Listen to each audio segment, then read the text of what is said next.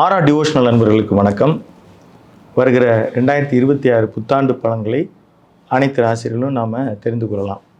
நமக்கு எப்பயுமே ஒரு எளிய பரிகாரங்கள் வழியாக நாம் அறியப்படுகிற ஜோதிட ரத்னா மீனா அம்மா அவர்கள் இணைந்திருக்கிறார்.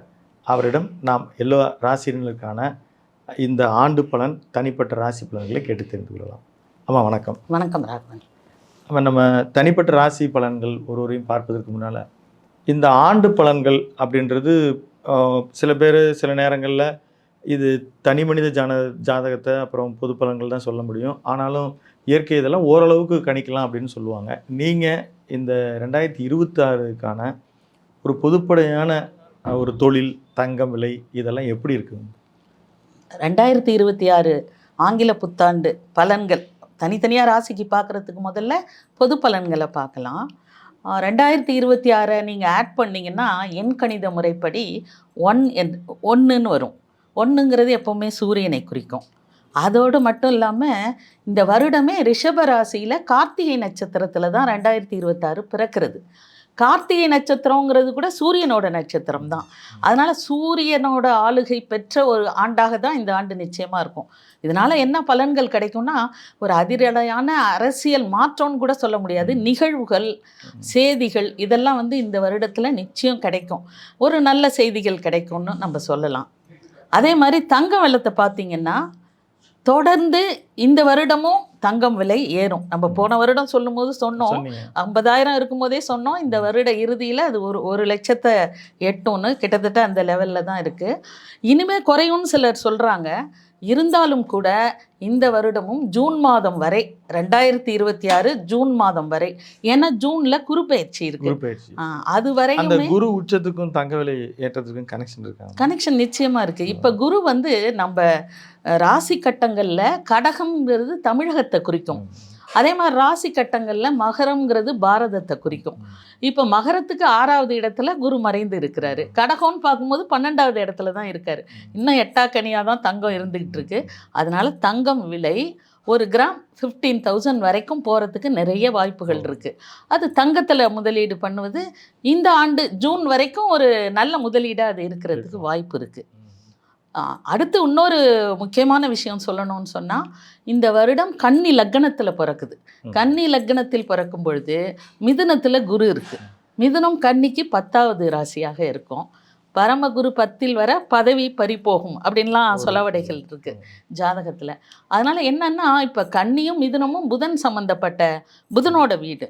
ஐடி துறையில் எந்த அளவுக்கு முன்னேற்றம் இருக்கோ அதே அளவிற்கு வேலை வாய்ப்புகள்லையும் பறிபோக வாய்ப்பு இருக்கு. நிறைய பணி ப்ரெஷர்ஸ் அதிகமாக இருக்கும் 10ல் இருக்கும் பொழுது. இப்போ இது வெளிநாட்டு வாழ் இந்தியர்கள் ஐடியில் இருக்கீங்க, அப்படி கொத்து கொத்தா வர வாய்ப்பு ஏதாவது நிச்சயமாக இருக்கும். அதனால் அந்த ஐடியில் வேலை செய்கிறவங்க வெளி மாநிலம், இந்தியா முழுக்க, வெளிநாடு, அது கொத்து கொத்துவாக வர்றதுக்கும் இந்த முக்கியமான அரசியல் தலைவர்கள் எடுக்கிற முடிவில் ஒரு சிறத்தன்மை இல்லாத நிலை ஏற்படுறதுனால இந்த மாதிரி எஃபெக்ட் நிச்சயம் நடக்கிறதுக்கு நிறைய வாய்ப்புகள் இருக்குது.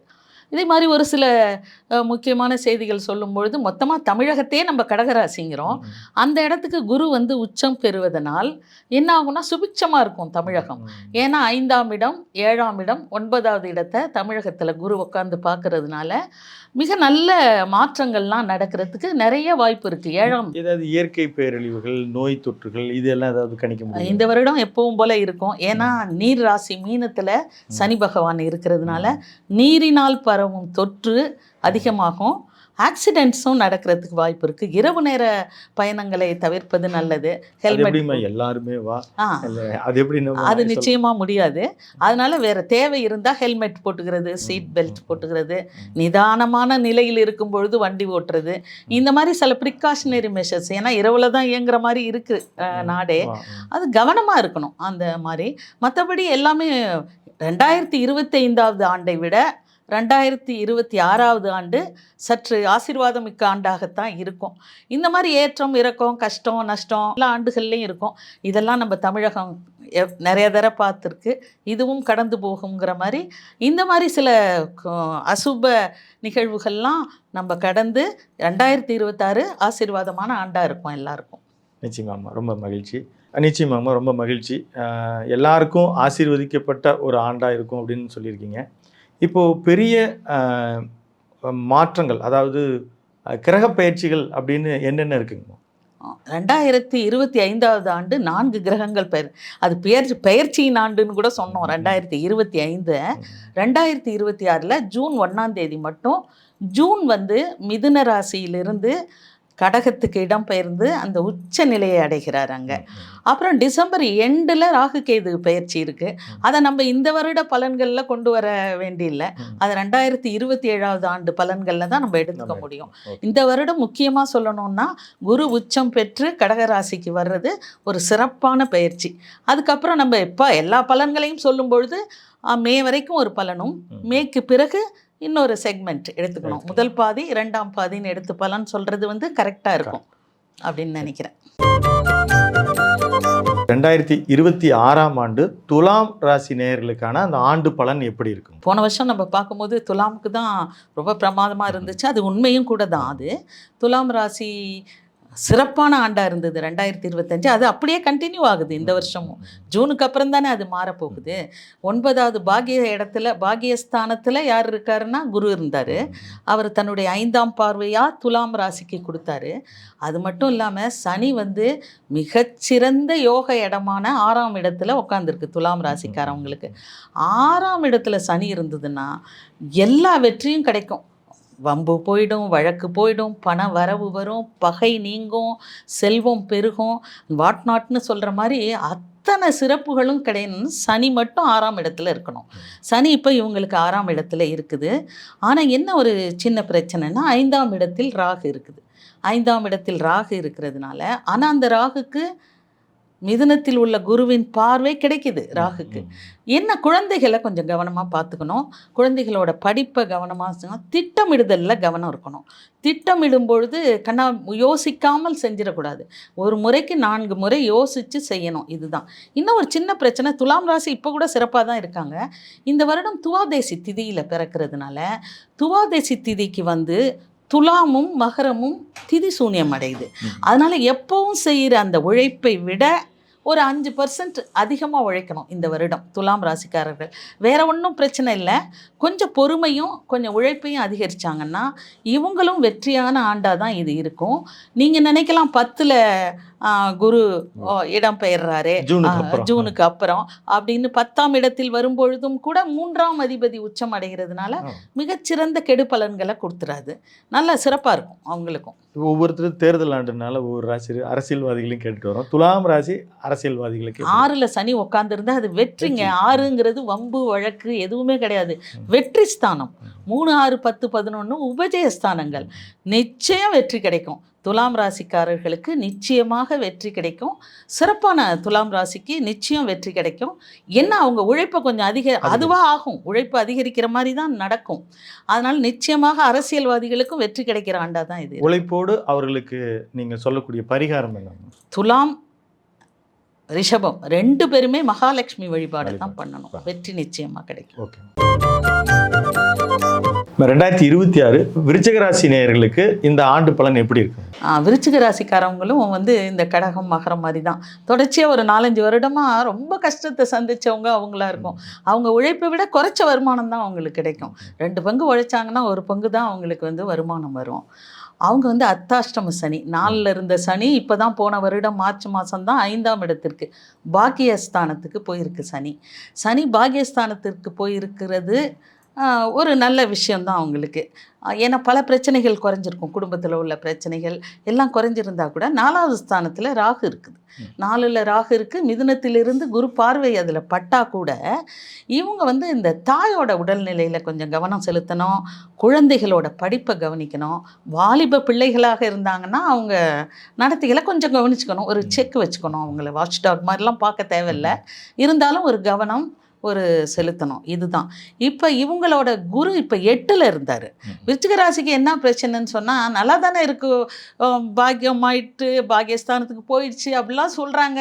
இருந்தாலும் நம்ம எதிர்பார்க்குற எந்த பலனும் கிடைக்கலைங்கிற ஒரு எண்ணமும் ஏக்கமும் அவங்களுக்கு கட்டாயம் இருக்கும். அதுக்கு காரணம் என்னென்னா, இந்த சனியோட பார்வை 7ல் விழும், 3ஆம் பார்வை. அதனால் இவங்க ஃபேமிலிக்குள்ளே ஒரு சின்ன பிரச்சனைகள், அந்த இவங்க ஒழுக்க சம்பந்தமான இந்த எதிர்பாலினத்தோட ரொம்ப கவனமாக இருக்கணும். விருச்சிக ராசிக்காரவங்க எல்லாம் தேவையில்லாத சிக்கல்கள் இவங்களுக்கு வரும். அதே மாதிரி 11வது இடத்துலையும் சனியோட பார்வை படும் விருச்சிக ராசிக்காரர்களுக்கு. அதே மாதிரி 2ஆம் இடத்துலையும் படும். அந்த சனியோட பார்வையினால் கிடைக்க வேண்டிய பலன்கள் சரியாக கிடைச்சிருக்காது இவங்களுக்கு. இன்னொரு காரணம் கூட வந்து குரு 8ல் இருப்பார். குரு அஷ்டம குரு உட்காந்துருப்பார். இவர் ராசிக்கு வந்து மிதுனம்ங்கிறது 8வது ஸ்தானம். இந்த அஷ்டம குரு இவங்களுக்கு வர பண வரவை அங்கங்கே பிளாக் பண்ணிக்கிட்டு தான் இருப்பார். இது எல்லாமே இவங்களுக்கு இந்த பிரச்சனைகள் எல்லாமே கொஞ்ச நாளைக்கு தான். எது வரைக்கும்னு சொன்னால் மே இறுதி வரைக்கும் தான். ஜூனில் அருமையான இடத்துக்கு போயிடுவார்.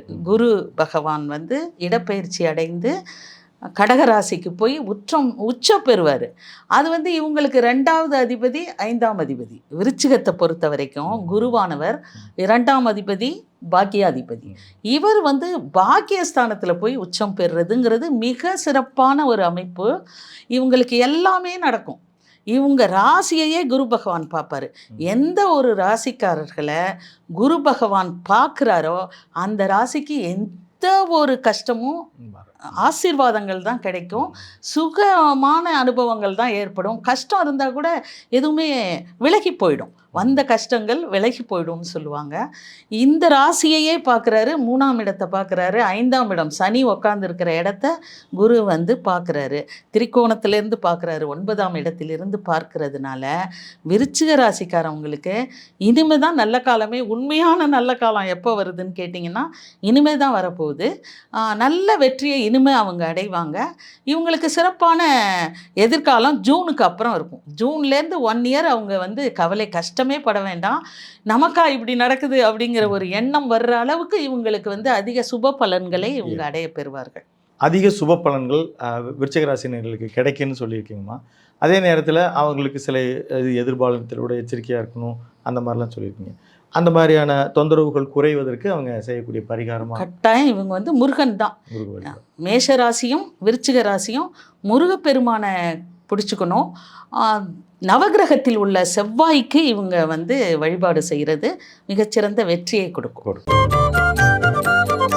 2026 தனுசு ராசி நேயர்களுக்கு இந்த புத்தாண்டு ஆண்டு பலன் எப்படி இருக்கு? தனுசு ராசி நேயர்கள் வந்து எப்பவுமே வீரமானவங்க அவங்க. ஏன்னா ஆஞ்சநேயர் பிறந்த ராசி அது தனுசுங்கிறது. ரொம்ப அப்படி நேர்மையானவங்களாக இருப்பாங்க. அடுத்தவங்களையும் நேர்மையாக இருக்கணும்னு எதிர்பார்ப்பாங்க. அதுதான் அவங்கள்ட்ட உள்ள பிரச்சனையே நமக்கு. இந்த தனுசு ராசியில் வந்து இப்போ 4ஆம் இடத்துல சனி இருக்குது. அர்த்தாஷ்டம சனிம்பாங்க. நிச்சயமாக அஷ்டம சனியில் உள்ள பிரச்சனையில் பாதியை கொடுக்கும் 4ஆம் இடத்து சனி. இவங்களுக்கும் பல மென்டல் ப்ரெஷர்ஸ் நிறையா இருக்கும். சில சிறு சிறு அவமானங்களை சந்திப்பாங்க. சில அசிங்கப்படுற மாதிரி அவங்க உணர்வாங்க. கடன் வரும், வாக்குவாதம் வரும். 4வது ஸ்தானங்கிறது உங்களுக்கு தெரியும் சுகஸ்தானம். சுகஸ்தானத்தில் சனி உட்காரும் பொழுது அந்த சுகத்தில் சில பிரச்சனைகளை கொடுப்பாரு. வண்டி வாகன விபத்தெல்லாம் பார்த்து போகணும். அதுவும் இல்லாமல் ரிப்பேர் ஆகும், வண்டி வீடு ரிப்பேர் ஆகும், கிட்டக்க போய் ரெஜிஸ்டர் ஆக முடியாமல் போகும், பல பிரச்சனைகளை ஏற்படுத்தும். குழந்தைங்களுக்கு கூட கல்யாணம்னு போனால் செட் ஆகவே ஆகாது. இந்த பிரச்சனைகள்லாம் கிடைச்சிட்டு இருந்திருக்கும். இவங்களோட 7ஆம் இடத்துல நமக்கு வந்து குரு இருந்து இவங்களை நேரடி பார்வை சப்தம பார்வை பண்ணுறாரு. மிதுனத்தில் தான் குரு இருக்கார் மே வரைக்கும். அப்போ வந்து தனுசு ராசியை நேரடி சப்தம பார்வை பார்க்கறதுனால தான் இந்த பிரச்சனைகளெல்லாம் இவங்க வந்து சமாளிக்க முடியுது. 2வது காரணம் வந்து சனி வந்து 3ஆம் பார்வையாக இந்த ராசியோட 6ஆம் இடத்தை பார்க்குறாரு. தனுசு ராசிக்கு 6ஆம் இடத்தையும் 10ஆம் இடத்தையும் பார்க்கறதுனால 6ஆம் இடத்துக்கு சனி பார்வை கிடைக்கிறது ஒரு வல்லமையை கொடுக்கும், ஒரு தைரியத்தை கொடுக்கும், ஒரு தன்னம்பிக்கையை கொடுக்கும். இதெல்லாம் கொடுக்கறதுனால தான் தனுசு ராசிக்காரர்கள் மிக சிறப்பாக இருக்காங்க. இன்னொரு முக்கியமாக தனுசு ராசிக்கு ஒரு கதவை அடைச்சாலும் இன்னொரு கதவு திறக்கும்னு சொல்கிற மாதிரி 3ஆம் இடத்து ராகு 3, 6 நான் முதல்ல சொன்ன மாதிரி 11ஆம் இடங்களில் இந்த அசுப கிரகங்கள் இருப்பது வெற்றியைத்தான் கொடுக்கும். உபஜயஸ்தானம் வெற்றி ஸ்தானம்னு சொல்லுவாங்க. 3ஆம் இடத்தில் இருந்து கொண்டு ராகு, அதுவும் குரு பார்வை பெற்ற ராகுங்கிறது இவங்களுக்கு பல நன்மைகளை நிச்சயமாக அர்த்தாஷ்டம சனியின் தாக்கம் இருந்தாலும் கூட ரொம்ப பெரிய ஒரு லெவலுக்கு போயிடாமல் இவங்களுக்கு ஒரு மன சந்தோஷத்தை கொடுக்குறாங்க. இப்போ என்னான்னு கேட்டிங்கன்னா இப்போ வந்து குரு ஜூன் மாதத்தில் சொன்ன எப்போ ஒரு ராசிக்கும் சொல்கிற மாதிரி மிதுன ராசியிலிருந்து கடகத்துக்கு போய் அங்கே உச்ச நிலையை அடைகிறார். நீங்கள் கேட்கலாம், நீங்கள் எப்போவுமே நிச்சயமாக கேட்பீங்க, குரு இப்போ 8வது இடத்துக்கு போகிறாரு அப்படின்னு கண்டிப்பாக கேட்பீங்க. இதை நம்ம பார்க்குறது வந்து அது உச்ச நிலையை அடையும் குரு அந்த இடத்த வலுப்பட்டிருக்காரு. 8ஆம் இடத்தை அசிங்கம் அவமானம்லாம் குறையும் 8ஆம் இடம் வலுப்பெற்றதுனால. அதோடு இல்லாமல் ராசிநாதனும் 4ஆம் அதிபதியும் உச்சமடைகிறார். அதோட மட்டும் இல்லாமல் உச்சமடைந்த அந்த ராசிநாதன் சனியை பார்க்குறாரு. தான் வீட்டில் உட்காந்துருக்கிற சனியை ஒரு கண்ட்ரோலுக்கு கொண்டு வர்றதுக்காக பார்க்கும் பொழுது இவங்களுக்கும் வந்து மிகப்பெரிய கெடுதல்லாம் இருக்கும். நிச்சயமாக அர்த்தாஷ்டம சனியோட தாக்கம் இருந்தாலும் மிகப்பெரிய கெடுதல் வராது. இவரோட பார்வையை பாருங்களேன். இப்போ வந்து ஜூன் மாதத்தில் அவர் கடகத்துக்கு வந்து உச்சமடைந்த பிறகு இவருடைய பார்வை 12ஆம் இடம் 2ஆம் இடத்துல விழும். 2ஆம் இடத்துல விழும், அப்புறம் சனி மேலே விழும். அதனால் இந்த பிரச்சனைகள் முழுவதும் குறையும். இவங்களுக்கு நல்ல வெற்றி கிடைக்கும். 6ஆம் இடத்துல சனி பார்வை கிடைக்கும் போது வெற்றி கிடைக்கும். 10ஆம் இடத்துக்கும் சனி பார்வை இருக்கிறதுனால தொழிலில் நிச்சயம் பிரச்சனை பண்ணிக்கிட்டு தான் இருப்பார் அவர். எல்லாமே ஓரளவுக்கு வந்து ஜூன் மாதத்திற்கு பிறகு 2ஆம் இடம் அதெல்லாம் பார்க்குற 12, 2 இந்த இடங்களை 4ஆம் இடங்களை குரு பார்வையிடுவதால், அதுவும் உச்சம் பெற்று குரு பார்க்குறாரு. அதனால் இவங்களுக்கு வெற்றி மேலே வெற்றி தான் கிடைக்கும் ஒழிய ரொம்ப வந்து அர்த்தாஷ்டம சனினால் உடஞ்சி போயிட மாட்டாங்க இவங்க. அதே வேளையில் 2026 தேர்தல் ஆண்டு இந்த தனுசு ராசி அரசியல்வாதிகளுக்கு எப்படி இருக்கும்? தனுசு ராசி முயற்சி செய்யணும். எப்படி வெற்றி ஸ்தானத்தில் இருந்தாலும் 8ஆம் இடத்துல குரு இருக்கிறதுனால கடுமையான முயற்சி செய்தால் வெற்றிக்கு வாய்ப்பு உண்டு. அந்த வெற்றிகளை தக்க வைத்துக் கொள்ள மேலும் சிக்கல்கள் குறைக்க நீங்கள் சொல்லும் பரிகாரம்?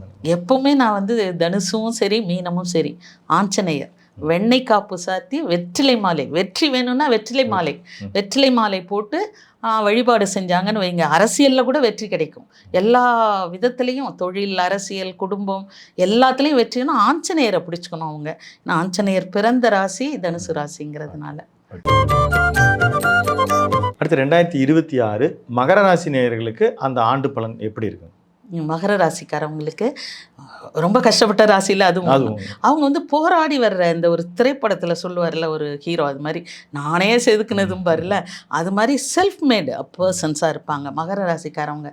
நல்ல மனதைரியமும் உடல் தைரியமும் உடல் வாகும் நல்லாயிருக்கும் அவங்களுக்கு.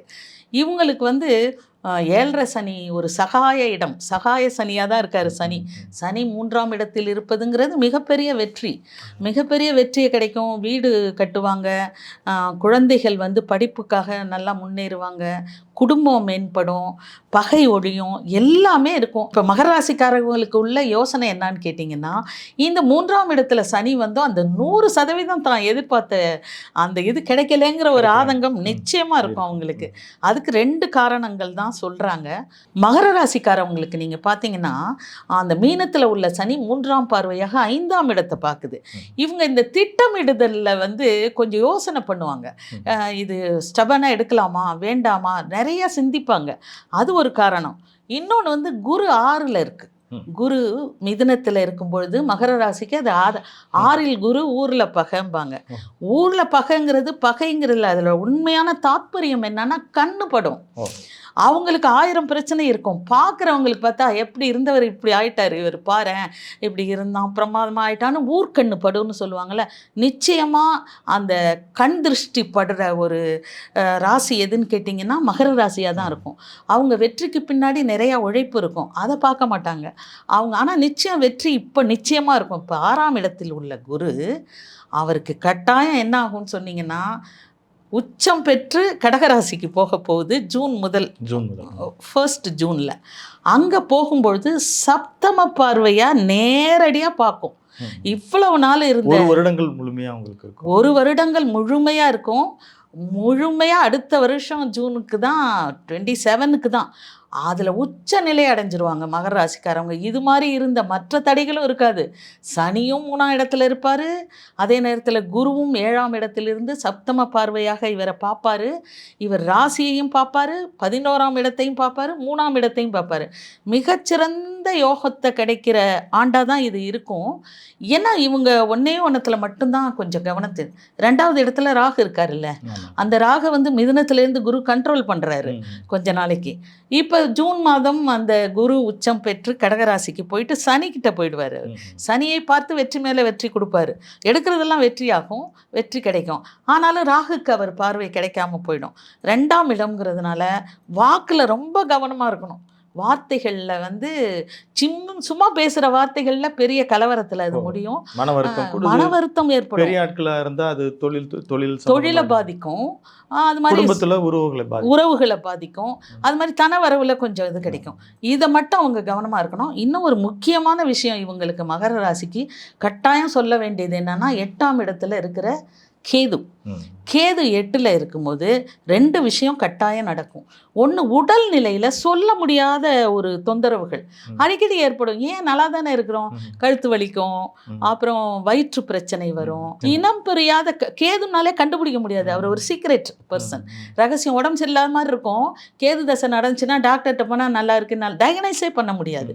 கேதுங்கிறவர் ஒரு ரகசியம். அவர் ரகசியமான 8வது இடத்துல உட்காந்துருக்கும் பொழுது இது நடக்கும். இது இல்லைன்னா நிச்சயமாக அவங்க வெற்றியை தடுக்கிறதுக்காகவே அவப்பெயர் ஏற்படும். எதிர்பாலினத்தரால தேவையில்லாம இருக்கோ இல்லையோ ஒரு அவப்பெயர். இதுல வந்து ரொம்ப கவனமா இருந்தாங்கன்னா இந்த வருஷம் உண்மையாவே சொல்றதுக்கெல்லாம் இல்லாம உச்சம் பெற போற ராசி எதுன்னா மகர ராசி தான் ரொம்ப சிறப்பா வெற்றியை பெறுவாங்க. மகர ராசி அன்பர்களுக்கான ஒரு தேர்தல் வெற்றி வாய்ப்புகள் இந்த தேர்தல் ஆண்டு எப்படி இருக்கு? சனினாலே வெற்றி வாய்ப்பு இருக்கும். 3ஆம் இடத்துல சனி இருக்குது, உபஜயஸ்தானம். நிச்சயம் வெற்றியை கிடைக்கும். சனினாலே உழைக்கணும். உழைப்பு உழைப்பு உழைப்பு. உழைக்க பிறந்தவங்க தான் மகர ராசி கும்பராசின்னு சொல்லுவாங்க. நல்ல உழைப்புக்கு பிறகு நேர்மையாக இருந்தாங்கன்னா, நேர்மையாக, சனினாலே நியாயவாதி நீதிமான்னு சொல்லுவோம். நேர்மையான அரசியல்வாதிகள், உண்மையாக உழைக்கிற அரசியல்வாதிகளுக்கு நிச்சயம் வெற்றி இருக்கும். கண் திருஷ்டி இருக்கும், அப்புறம் சின்ன சின்ன தடைகள், எதிர்பாலினத்தினால அவங்களுக்கு சிக்கல்கள், அவப்பெயர், இதெல்லாம் சொன்னீங்க. இதை நீக்க தகர்க்க நீங்கள் சொல்லக்கூடிய ஒரு எளிய பரிகாரம்? நீங்கள் கால பைரவர் வழிபாடு செய்யணும். மகர ராசி வெற்றி மேலே வெற்றி வரணும். அது அரசியல், தொழில், குடும்பம், வருமானம், எதுக்கு வேணாலும் கால பைரவர் வழிபாடு பண்ணாங்கன்னு வைங்க, சக்ஸஸ் மேலே சக்ஸஸ் கிடைக்கும். இந்த ஆண்டு வந்து ஒரு 20 ஆண்டுக்கு வேண்டிய பலனை அடைஞ்சிடலாம். அவங்க வந்து கவனமும் ஒரு வழிபாடு, ஒரு நேர்மையாக நடந்துக்கிட்டாங்கன்னா நிச்சயமான வெற்றி கிடைக்கும். 2026 கும்பராசி நேயர்களுக்கு அந்த ஆண்டு பலன் எப்படி இருக்குங்க? கும்பராசியும் வந்து கஷ்டப்பட்டவங்க தான். இப்போ 5 வருஷமாக வந்து 7.5 சனி பிடியிலேருந்து இப்போ கடைசி செக்மெண்ட் பாத சனிக்கு போயிட்டுருக்காங்க. அவங்க பட்ட கஷ்டமும் அதிகம். இப்போ 2ஆம் இடத்துல சனி இருக்கார். 2ஆம் இடத்தில் சனி இருந்தால் என்ன பிரச்சனையை பண்ணுவாருன்னு சொன்னால், குடும்பத்தில் கொஞ்சம் பிரச்சனையை பண்ணுவார். பேச்சுனாலேயே பாதி நான் காக்கணும். அவங்க எதை காக்குறாங்களோ இல்லையோ, நான் காக்கன்னு வள்ளுவர் சொல்கிற மாதிரி நாவை காக்கணும். அவங்க பணத்தில் கொஞ்சம் பிரச்சனைகள் ஏற்படும் இவங்களுக்கு. பொதுவாகவே நீங்கள் பார்த்தீங்கன்னா கும்பராசிக்காரவங்கெல்லாம் ரொம்ப மனதிடம் அதிகம் பெற்ற, அது குபேரனோட ராசி, அது ரொம்ப மனதிடம் அதிகம் பெற்றவர்களாக தான் இருப்பாங்க. இவங்களுக்கு இந்த வருடம் நான் ஸ்பெசிஃபிக்காக என்ன சொல்லணும்னு நினைக்கிறேன்னா, சனி மீனத்தில் உட்காந்து 3ஆம் பார்வையாக இவங்களோட 4ஆம் வீட்டை பார்க்குறாரு. நீங்கள் நல்லா கேட்டு பாருங்கள், நிறைய கும்பராசிக்காரவங்களோட ஒரு நடுத்தர வயது கும்பராசிக்காரவங்களோட அம்மாவுக்கு உடல்நிலை சரியில்லாமல் இருக்கும். அது வந்து காலபுருஷனுக்கு 2ஆம் இடம் 4ஆம் இடம்ங்கிற ஒரு மயக்கம் வந்து கீழே விழுவுறது, பேரண்ட்ஸு அம்மா ஸ்பெஷலி கீழே விழுவுறது, அடிபடுறது, ஹாஸ்பிட்டலில் சேர்க்குறது, அவங்க உடல்நிலை ரொம்ப கஷ்டமாக போகிறது, இந்த விஷயங்கள்லாம் நடக்கும். இதில் வந்து தாயோட உடல்நிலையை பார்த்துக்கணும். அது மாதிரி வீட்டில் இருக்க பெண் குழந்தைகள், இந்த பெண் குழந்தைகளையும் இவங்க என்ன பண்ணணும்னா கவனமாக பார்த்துக்கணும். பெண் குழந்தைகளுக்கும் உடலில் வந்து சில பிரச்சனைகள் ஏற்படும். 2 வந்து ராகு இவங்க மேலேயே இருக்கிற போது மிதுனத்திலேருந்து குரு பார்க்கறதுனால ஓரளவு கண்ட்ரோலில் இருக்கும். 7ஆம் இடத்துல கேது.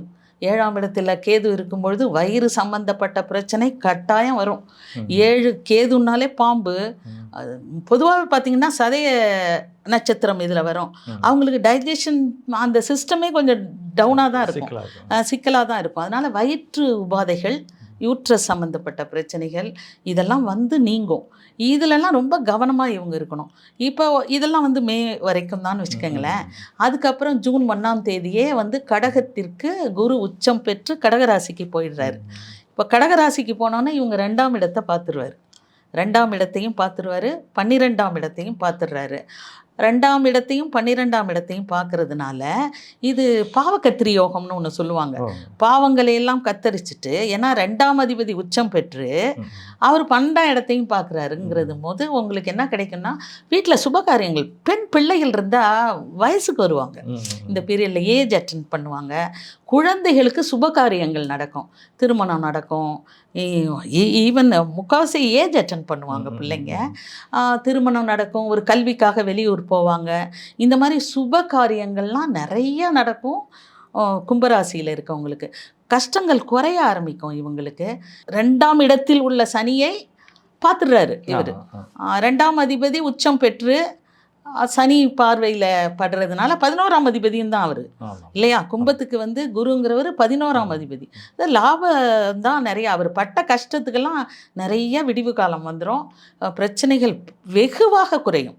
வெகுவாக குறைஞ்சு ஒரு நல்ல நிலையை அடைகிறதுக்கு நிறைய வாய்ப்புகள் இருக்குது. இப்போ இந்த கும்பராசி அன்பர்கள் அவங்களுக்கு அரசியல் காலம் அந்த 2026 எப்படி இருக்கும், அதே நேரத்தில் அவர்களுக்கான ஒரு எளிய பரிகாரமாக என்ன சிக்கல்கள் வரும்னு சொல்லியிருக்கீங்க, என்ன பரிகாரமும் அரசியல் எதிர்காலமும் எப்படி இருக்கும்? கும்பம்னாலே வந்து நிறை குடம்னு சொல்லுவாங்க. கும்பத்தில் ராகு இருக்குது. கும்பராகு குடம் கொண்டு கொட்டுவான் அப்படின்னு ஒரு சொலவடை இருக்குது. அதனால் கும்பத்தில் அரசியல்வாதிகள் இருந்தாங்கன்னா 2ஆவது இடத்துல சனி இருக்கும் பொழுது இவங்களுக்கு நிச்சயமாக வெற்றி கிடைக்கும். எப்போவுமே நீங்கள் சனியோட ராசின்னு வச்சுக்கோங்களேன், அது மகரமாக இருக்கட்டும், நேர்மையான அரசியல்வாதியாக இருந்தால் ஜெயிப்பேன். இல்லை சொன்னால் சொல்லவே முடியாது. எப்படி சாதிக்கணுமோ ஸ்ட்ரிக்ட் வாதியார் மாதிரி தான் இருப்பார் நம்ம சனி பகவான். நேர்மையான அரசியல்வாதிகள், உண்மையாகவே பொதுமக்களுக்காக சேவை செய்யணும்னு வர்ற அரசியல்வாதிகளுக்கு டெஃபினட்டாக வெற்றி இருக்கும். இவங்க ஈஸ்வர வழிபாடு தான் பண்ணணும், சிவ வழிபாடு தான் இவங்களுக்கு வெற்றியை தரும். 2026 மீனராசி நேயர்களுக்கு எப்படி இருக்கும் அப்படின்னு நீங்கள் சொல்வதற்கு முன்னால், கடந்த ஆண்டு அவர்கள் மீது நீங்கள் கருணையோடு பலன் சொன்னதை நான் நினைவுபடுத்துகிறேன். நிறைய கிரக மாற்றங்கள் அவங்க பக்கம் ஏற்படுது, மீனராசியில் ஏற்படுது. அதனால் நீங்கள் அவங்க மேலே அக்கறை எடுத்து நிறைய பரிகாரமும் சொன்னீங்க. இந்த 2026 அவர்களுக்கு எப்படி இருக்குங்க? 2026 மீனராசி வந்து ஜென்ம சனி இல்லை, ஜென்மத்தில் சனி உக்காந்துருக்காரு. ஆனால் நம்ம எப்படி அஷ்டம சனிக்கு சிம்மத்துக்கு சொன்னோமோ அதே மாதிரி தான் இவங்களுக்கு அவ்வளோ கிரகங்கள் வந்து அங்கங்கே வந்து வந்து பாதுகாக்குது. இப்போ 9 கிரகமுமே ஒரு ராசிக்கு வந்து நல்லதையே கொட்டி கொடுக்காது. அதே 9 கிரகமும் பாதகமே செய்யாது. ஒரு வழி திறந்தால் இன்னொரு வழி வந்து நல்லது தான் நடக்கும். அந்த ஒரு லெவலில் தான் இப்போ வந்து மீனராசிக்காரர்கள் இருக்கிறாங்க. இவங்க ஜென்ம சனி இருந்தாலும் இதோட பார்வை 3, 7, 10ஆம் இடத்துல சனியோட பார்வை 3ஆம் இடத்துல சனி பார்வைப்படுவது மிக சிறப்பு. இந்த கஷ்டத்தெல்லாம் தாங்கிக்கிற உடல் வலிமையும் ஒரு தெம்பும் ஒரு சமுதாயத்தில் இவங்களுக்கு ஒரு சப்போர்ட்டும் இவங்களுக்கு நிறைய கிடைக்கும். மீனராசிக்காரர்களுக்கு நிச்சயமாக ஜென்மத்தில் சனி இருந்ததுன்னா மென்டல் ப்ரெஷர், டென்ஷன், உடல்நிலையில் கஷ்டம் படுற மாதிரி ஒரு, நீங்கள் பொதுவாகவே இந்த 7.5 சனின்னொன்னே பயப்படுறாங்க. 7.5 சனியை நல்லா நம்ம எப்படி தெரிஞ்சுக்கணும்னு சொன்னோன்னா, முதல் சுற்று சனியாக இருந்தால் தான் 7.5 சனி கொஞ்சம் தொந்தரவு பண்ணும். முதல் சுற்று மங்கு சனின்னு சொல்லுவாங்க. 2ஆம் சுற்று 30 வயசுக்கு மேலே வருதுன்னு வைங்க, அவங்க நினைக்கிறதெல்லாம் அந்த 7.5 சனியில் தாங்க முடியும். நம்முடைய பாரத பிரதமர் கூட சொல்லுவாங்க, 7.5 சனியில் தான் அவர் பிஎம்மாவே ஆனாருன்னு சொல்லுவாங்க, மோடிஜி அவர்களை சொல்லுவாங்க. அதனால் நம்ம வந்து 7.5 சனின்னா எல்லாருக்குமே கஷ்டத்தை தான் கொடுக்கும்னு கிடையாது. முதல் சுற்றில் இருக்கவங்க தான் வேலையில் குடும்பத்தில் கவனமாக இருக்கணும். 2ஆம் சுற்று அவங்க என்ன திட்டமிடுறாங்களோ அதை நடத்தி கொடுப்பாரு சனி பகவான், நடத்தி கொடுப்பாரு. அதனால் இப்போ அவங்க 7.5 சனியில் இருந்தாலும் கூட இவங்களுக்கு வந்து 7ஆம் இடத்தை சனி பார்க்கறதுனால சில பிரச்சனைகள், 10ஆம் இடத்தை பார்க்கறதுனால பிரச்சனைகள் இருந்தாலும் கூட, சனியோட இந்த பிரச்சனைகள் இருந்தாலும் கூட, ஏன்னா சனி 3, 7, 10ஆம் இடங்களை பார்க்கறதுனால அந்தந்த பாவகம் பாதிக்கப்படும் தான், இல்லைன்னு நம்ம சொல்ல முடியாது. இருந்தாலும் கூட ஜூன் மாதத்திற்கு பிறகு அந்த மிதுனத்தில் உள்ள குரு பகவான் நேரடியாக அடுத்த இடத்துக்கு இடம்பெயர்ச்சி, கடகத்துக்கு இடம்பெயர்ந்து உச்சநிலை அடைகிறாரு. உச்சநிலையை அடையும் போது நேரடியாக அவர் ராசியை பார்க்குறாரு. அவர் ராசி மீனம், மீனத்தில் தான் சனி இருக்கார். ஜென்ம சனியாக இருந்தாலும் கூட குருவோட உச்ச பார்வையில் அது படும் பொழுது இந்த ஜென்ம சனியோட தாக்கம் இருக்கவே இருக்காதுங்க, உங்களுக்கு இருக்கவே இருக்காது. நீங்கள் இன்னொன்று நல்லா கவனிச்சுக்கோங்க, சனி தான் இந்த பிரச்சனையை கொடுத்தா கூட கேது எங்கே இருக்கார்? கேது தான் ஃபஸ்ட்டு பவர்ஃபுல், அடுத்தது ராகு, அடுத்தது சனி. கேது 6ஆம் 6ஆம் இடத்துக்கு கேது இருக்காரு. 6ஆம் இட கேது இந்த சனி பகவான் கொடுக்குற துன்பத்தை கொஞ்சம் கொஞ்சம் தாங்கிக்கிற சக்தியையும் சில நற்பலன்களையும் கேது பகவான் நிச்சயமாக கொடுப்பாரு. 12ஆம் இடத்துல ராகு இருக்கிறதுனால நல்லதெல்லாம் நடக்கும். திருமணம் நடக்கும், வீடு கட்டுவாங்க, வேலைவாய்ப்பு கிடைக்கும், ப்ரெஷரும் இருக்கும், நற்வினைகளும் நல்லா ஃபஸ்ட்டு சுற்று சனி தான் கொஞ்சம் பிரச்சனை பண்ணும். 2ஆம் சுற்று சனியை பொங்கு சனின்னு சொல்லுவாங்க, 3ஆம் சுற்று சனியை தங்கு சனிம்பாங்க, 4ஆம் சுற்று தான் மரண சனிம்பாங்க. 4ஆம் சுற்றை நிறைய பேர் சந்திக்கிறது கஷ்டம்தான்னு வச்சுக்கோங்க. அதனால் நல்ல பலன்கள் இவங்களுக்கு கிடைக்கும். நேரடியாக ஜூனுக்கு அப்புறம் உச்சம் பெற்ற குருவோட பார்வை குரு வீட்டில் உள்ள சனி மேலேயே விழுவதனால இவங்களும் என்ன பண்ணிடணும், நமக்கு ஜென்ம சனி இருக்குதுங்கிறதெல்லாம் மறந்துடணும். மறந்துட்டு கேது பகவான் இருக்கார் உங்களுக்கு. சனியை போலவே கேது பகவான் பவர்ஃபுல்லான 6ஆம் இடத்தில் உட்கார்ந்துருக்கும் போது வெற்றி ஸ்தானத்தில் இருக்கார். எடுத்த காரியம்லாம் வெற்றி அடையும். ஒரு திட்டம் போட்டால் சிறப்பாக நடக்கும், நல்ல பலன்களை அடைவாங்க. கவலையே பட வேண்டாம். அடுத்த வருஷம் ஜூன் வரைக்கும் கூட இவங்க எந்த கவலையும் பட வேண்டாம். ரொம்ப பெரிய தாக்கங்கள் இருக்காது. கவனமாக இருந்தால் போதும். 2025க்கு 26ஆம் ஆண்டு மீனராசிகளுக்கு ஒரு முன்னேற்ற ஆண்டாக இருக்கும். அதே நேரத்தில் மீனராசி நேயர்களுக்கான அரசியல்வாதிகளுக்கான பலன் எப்படி இருக்கும்? மீனம் குரு உச்சம் பெற்று தமிழகத்தில் குரு உச்சம். தமிழகம்ங்கிறது கடகராசி. கடகத்தில் குரு உச்சம் பெற்றுடுச்சு. இது குருவோட ராசி மீனம்ங்கிறது. வெற்றிக்கான சிம்பல் தான் இருக்குது. அரசியல்வாதிகளுக்கு வெற்றிக்கான சிம்பல் இருக்கும். இந்த நேரத்தில் இவங்க வெற்றி பெற்றாங்கன்னு வைங்களேன். கடகம் தமிழகம், மகரம் பாரதம். இந்த மத்திய அரசும் மாநில அரசும் இணக்கமாக இருக்கிற ஒரு கவர்மெண்ட்டு தான் வரும் இந்த வருடம். ஏன்னா நேரடி பார்வையில் மகரம் இருக்குது கடகத்துக்குங்கும் போது குரு உச்சம் பெறுவதனால் மீனராசி தனுசு ராசி அரசியல்வாதிகளுக்கு வெற்றி நிச்சயமாக இருக்கும். அவங்க அதற்குரிய உழைப்பை கொடுக்கணும். ஏன்னா ஜென்ம குருங்கும் போது உழைப்பு அதிகமாக இருக்கணும். ஜென்ம சனிங்கும் போது உழைப்பை அதிகமாக கொடுத்தாங்கன்னா நிச்சயம் வெற்றி கிடைக்கும். அதே நேரத்தில் அவங்களுக்கு கொஞ்சம் அழுத்தம் இருக்குன்னு சொன்னீங்க. அந்த மன அழுத்தங்கள்லாம் குறைப்பதற்கு நீங்கள் சொல்லும் பரிகாரம் என்ன? எப்போவுமே நான் சொல்கிற மாதிரி தனுசுக்கும் மீனத்துக்கும் ஆஞ்சநேயரை பற்றிக்கணும். அவர் பாதங்களை பற்றினோம். வெண்ணெய் காப்பு வெற்றிலை மாலை போட்டு வணங்கினாங்கன்னு வைங்க, இந்த அரசியல் வெற்றி கூட நிச்சயமாக கிடைக்கும். ஆஞ்சநேயரை விட ஒரு வெற்றி கிடைக்காது. நிறைய தொண்டர்கள் கிடைப்பாங்க.